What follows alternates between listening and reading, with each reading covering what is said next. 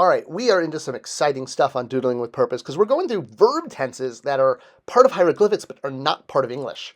As an example, the past participle, the participle, this is basically changing the verb from seeing to one who sees. That's what the participle does. So in English, we have words like listener and lover, lookout. But in Egyptian, it's one who listens, one who loves, one who sees. So it's cool. It's one of those unique parts of hieroglyphics that's actually kind of a lot of fun. In addition to the participle, we have the relative form. The participle makes the verb a noun, the relative form an adverb. So let's look at that. So we've talked about the relative form, and you had homework from that last week. And let's see by transliterating and translating it exactly what the relative form sounds like. All right. So here was your homework, and it's composed of, let's see, 1, 2, 3, 4, 5 words. Can you find them? Can you spot them? Let's transliterate first. So we're going to add all of the sounds and the sound complements, dashes, dots, etc., etc. I know I sometimes leave them off. Bad me. All right, so we have Bakke, Hefgeneer, Stifte. All right, sounds like fun. So can you find the relative form? Remember, the relative form has two of the same consonant and then a T. All right, there it is where the arrow is pointing. All right, so as you remember, to turn a verb into a relative form, the present relative, first you double that ending consonant. So here we have the verb for favor or praise as Hurst, and we've doubled the last consonant, the S. We've added the T, and we've added a pronoun, in this case, he. We're using he a lot, not to be sexist, just because we're keeping things simple. I'm sure I'll switch up to a different one. All right, so here I am separating out all of the words that make up the sentence. Now that we've isolated the verb that is in the relative form, meaning, so it's the verb favor, word number 4 there, but because it's in an interesting form, so we start the sentence with his servant, so we have ba'ak, so is his, so servant, his servant, and inner the verb for does, and then it's not the verb his is not to favor, or in this case his favor, because we've got an H at the end. If we go back to our relative form verb cheat sheet here, we see that everything doubles.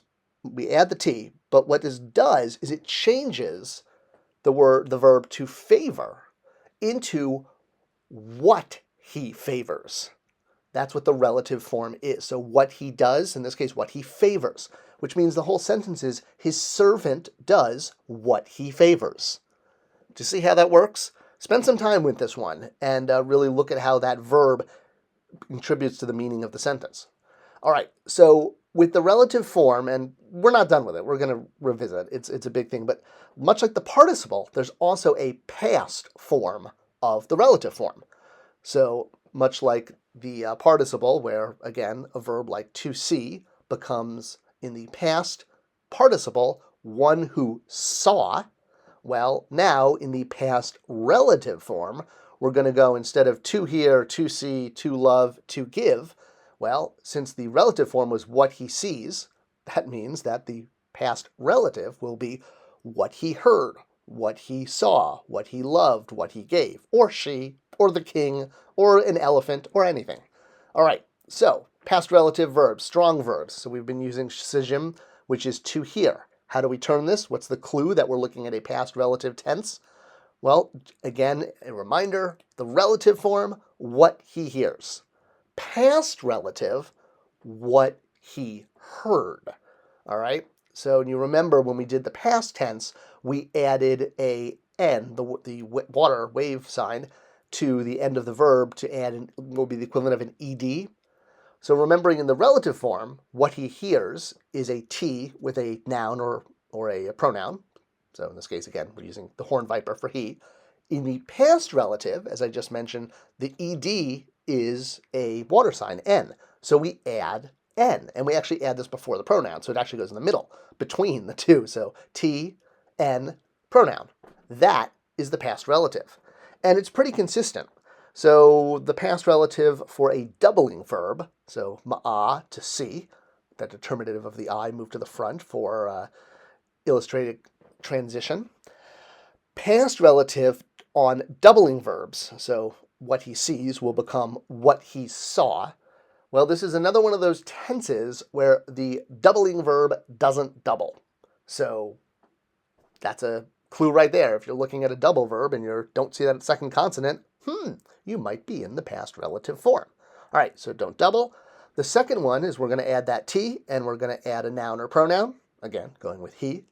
All right, I promise, next week I'll start using a different pronoun. And then, much like the strong form, we add that N, which is the ED. So we have the T, the N, and the noun pronoun, any noun pronoun. All right, what about weak verbs? So we've been using mer, to love, as our example of a weak verb for this exercise. So in the relative form, you remember we doubled the final consonant. So mer got an extra consonant at the end, even though it's not a doubling. It helped. That's a clue that you're in the relative form. In the past relative, you do not double. And that's really the big difference. In the relative form, everything doubles, except strong. And in the past, nothing doubles. Even doubling verbs don't double. So, much like the previous two forms, T, N, noun, pronoun. Boom. Extra weak, also super easy, barely an inconvenience. So here we have radi, to give. And you remember in some of the tenses you lose the R at the beginning in different tenses, but not in the past relative. And there we go again. No doubling. We wouldn't double. T, N, noun, pronoun. Well, because the relative form doubles. That's why. So there you go. So we're going to make our cheat sheet here. So strong verbs is T, N, and the noun. Doubling, lose the double. T, N, noun. Weak verb, T, N, noun. Extra weak verb, T, N, noun. And it comes out as what this person heard. What she, he, it saw. So add a T, add an N, and add a noun pronoun. That is your clue that you are in the past relative form. All right, so I've written that on our master cheat sheet, which hopefully you should be writing your own version of this and adding to it as we've gone. So gosh, we just went through everything. Now we're down to future tense. We just went through all of the crazy participle and relative forms. I know, it's a lot to take in. So future tense, back to the future, I guess. Sure, hey, why not? Thank you so much for joining me, as always, on Doodling with Purpose. I couldn't have this class if you guys weren't here, and you're so appreciated. If you have any questions, leave them in the comments below, and I'll see you right back here next week for more learning hieroglyphics and more doodling with purpose.